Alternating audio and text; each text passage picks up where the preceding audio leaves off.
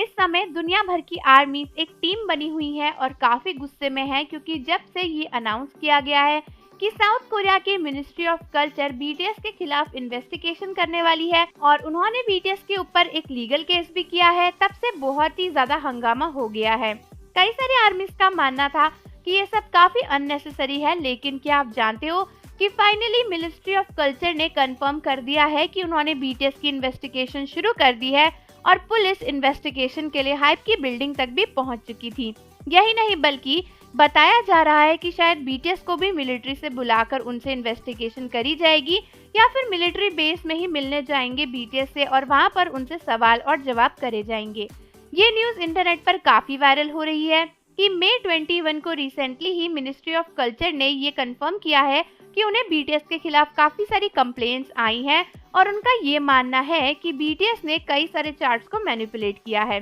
और दोस्तों, अभी तक कुछ लोग तो इस केस में अरेस्ट भी हो चुके हैं जिनको ये बात प्रूफ के साथ बताई गई है कि इन्होंने चार्ट को मैनिपुलेट किया गया था। लेकिन दोस्तों, इन सब में बीटीएस की क्या गलती है या फिर नहीं है, ये काफी ज्यादा अहम हिस्सा है क्योंकि कई सारे फैंस इस बात को लेकर गुस्सा हैं कि अगर चार्ट मैनिपुलेट करे भी गए हैं तो ये काम बिग हिट ने किया है, तो फिर बीटीएस का नेम क्यों इस्तेमाल हो रहा है? क्यों ये केस बीटीएस पर किया जा रहा है, ना कि बिग हिट पर? बीटीएस ने तो किसी भी चार्ट में कोई भी हाथ नहीं डाले, सारा पैसा जो भी खिलाया बिग हिट ने खिलाया, तो फिर बीटीएस की क्या गलती है? वहीं पर कई सारे आर्मीज का कहना है कि कुछ भी कर लो, बीटीएस इनोसेंट है, ये तो प्रूफ हो ही जाएगा। और कुछ आर्मीज का मानना है कि 2017 में सेम इल्जाम लगने पर जब बीटीएस के सारे गुनाह माफ किए गए थे और बताया गया था कि बीटीएस ने ऐसा कुछ नहीं किया, तो फिर आज 2024 में फिर से ये इन्वेस्टिगेशन क्यों हो रही है? हालांकि अब कुछ भी हो रहा है उसमें आर्मीज तो कुछ कर नहीं सकती हैं, लेकिन बिग हिट ने तो फिलहाल ये एलिगेशंस डिनाई कर दिए। उनका कहना है कि हमने कोई भी साजिश नहीं की है,